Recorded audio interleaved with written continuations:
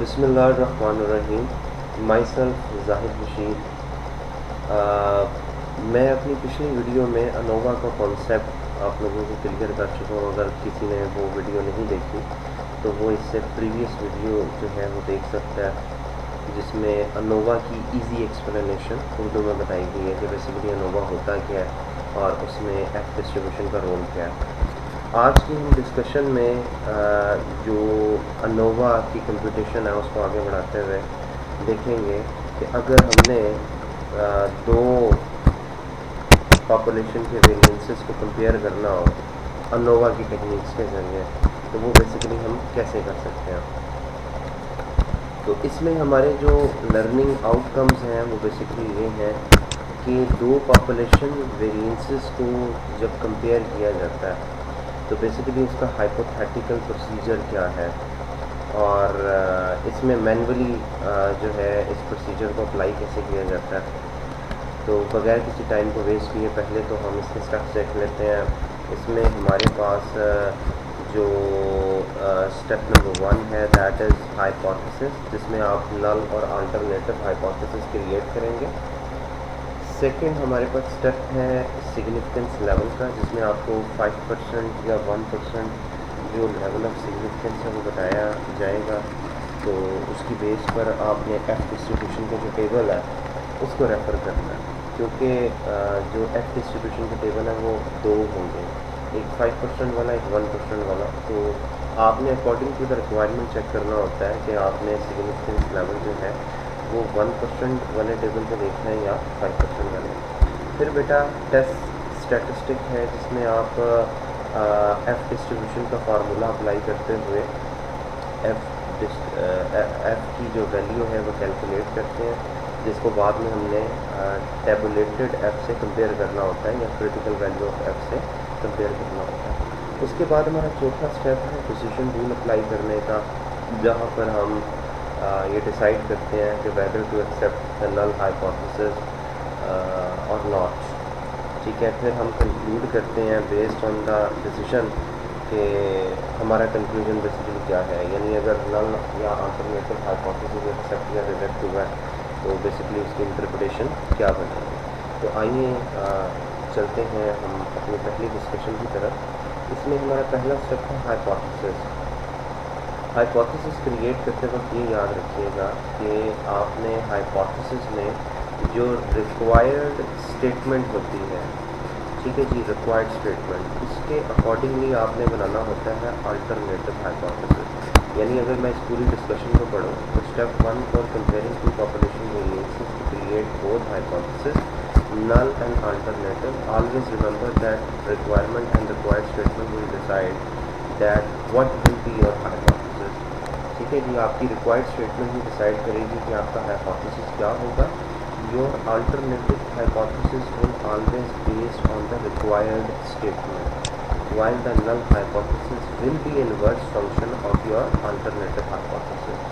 आप बेसिकली जो alternative hypothesis बनाएंगे ना, उसी का रिवर्स फंक्शन होता है आपका null hypothesis, because it rejects what we wanted for.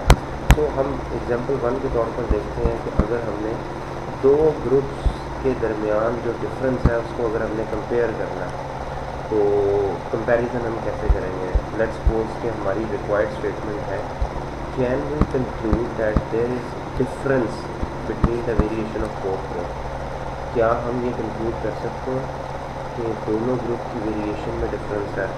ठीक है, अब ज़रा गौर कीजिएगा कि जो हमारी रिक्वायर्ड स्टेटमेंट है वो हमसे ये रिक्वायर कर रही है कि क्या दोनों ग्रुप्स की वेरिएशन में फ़र्क है या नहीं है।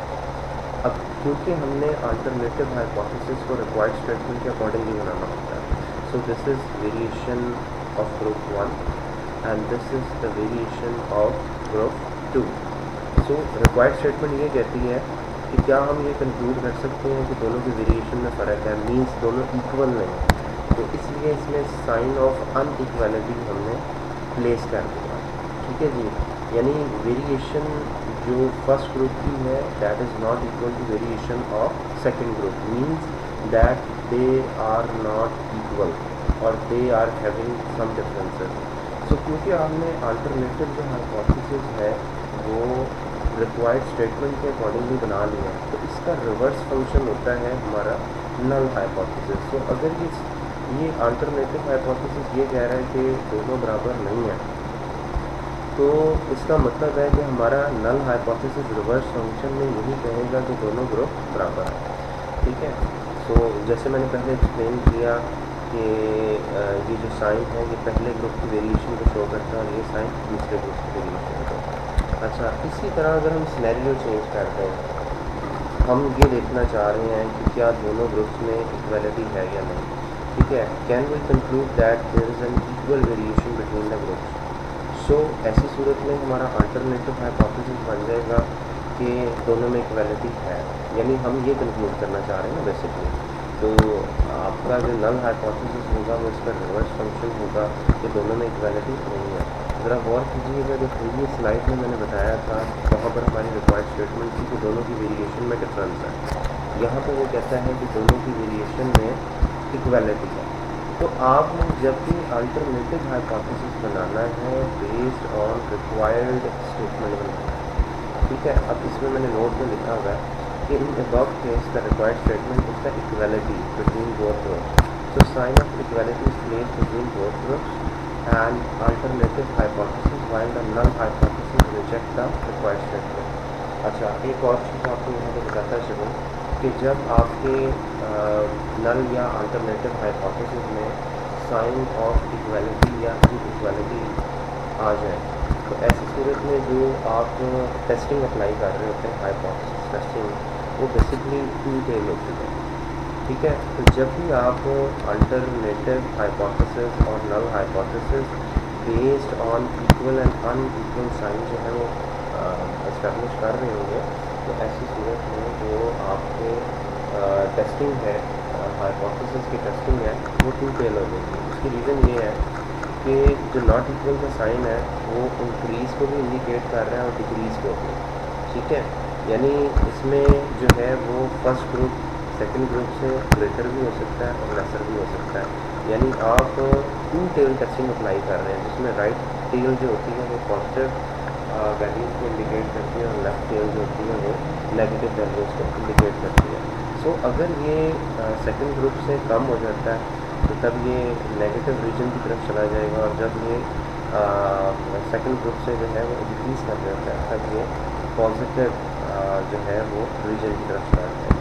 और ऐसी सूरत में अगर आपको 10% या 2% वैल्यू ऑफ सिग्निफिकेंट दी हो तो उसको 2 से डिवाइड कर देंगे। इसी सूरत में हम तीसरी एग्जांपल देख लेते हैं कि अगर आपको कंपैरिजन कुछ इस तरह का दिया हो कि आपको एक ग्रुप जो है वो लार्जर वेरिएशन के साथ जो है वो कंक्लूड करना हो, लाइक यहाँ पे है can you conclude that there is more variation in the first group.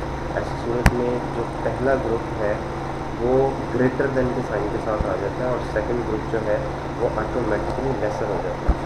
तो हमारा अल्टरनेटिव जो हाइपोथेसिस है जो बेस्ड ऑन रिक्वायर्ड स्टेटमेंट बनाया गया वो ये कहता है कि जनाब जो आपका फर्स्ट ग्रुप है वो सेकंड ग्रुप से वेरिएशन में ग्रेटर है। तो इसका मतलब है कि हमारा नल हाइपोथेसिस इससे उलट हो जाएगा। जो नल हाइपोथेसिस है वो ये कह रहा है कि फर्स्ट ग्रुप जो है वो लेसर देन और इक्वल टू सेकंड ग्रुप का। ठीक है। जो इससे कॉन्ट्राडिक्ट करता है। तो नॉर्मली क्योंकि हम नल हाइपोथेसिस बनाते ही इसीलिए हैं क्योंकि हमने अपनी रिक्वायर्ड स्टेटमेंट को रिजेक्ट करना होता है या निगेट करना होता है। ठीक है। सो नोट में है in the above case the required statement is that there is more variation in the first group, so sign of greater than is placed between both groups in alternative hypothesis while the null hypothesis reject the required statement. Remember, when we are indicating our hypothesis is greater than or less than or equal to sign, we are testing hypothesis on the basis of one tail test, because greater indicate one direction or right direction while lesser indicate the left direction basically।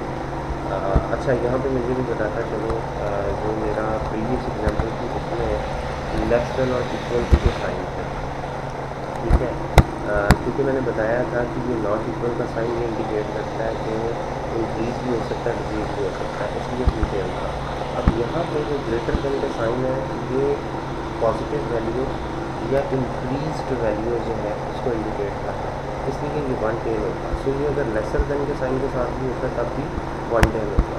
ऐसी सूरत में जो भी आपको significance दिया, significance level जो है वो जो भी आपको दिया हो वो एज इट इज़ लेना होता है, और एज इट इज़ जो है उसे टैबुलेटेड वैल्यूज़ को फाइंड आउट करते वक्त जो है वो अप्लाई करना होता है। नॉर्मली ऐसे केस में 5% या 1% सिग्निफिकेंस लेवल जो है वो आपको गिवन होता है। इसमें जो चौथी और आखिरी एग्जांपल है वो ये है कि अगर हम लेस वेरिएशन जो है वो एक ग्रुप में देखना चाहते हैं, so can we conclude that there is less variation in the first group और more variation in the second group.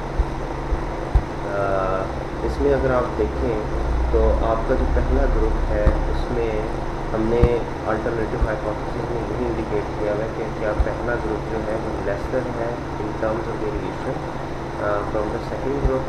So जाहिर सी बात है कि आपका नल हाइपोथेसिस इससे उलट हो जाएगा। बाकी कंडीशन वही है जो आपको पहले एक्सप्लेन कर चुका हूँ। उम्मीद है कि आपको जो है वो समझ आ गई होगी। अगर वीडियो पसंद आई हो तो इसे इस चैनल को सब्सक्राइब ज़रूर कीजिएगा, और इसे अपने तमाम उन दोस्तों को जो इन कॉन्सेप्ट्स को समझना चाह रहे हैं, ठीक है, उन्हें ज़रूर रेफ़र कीजिएगा। इसके अलावा जो रिमेनिंग स्टेप्स हैं वो मैं सेकंड वीडियो में आप लोगों को एक्सप्लेन करूँगा। Thank you very much.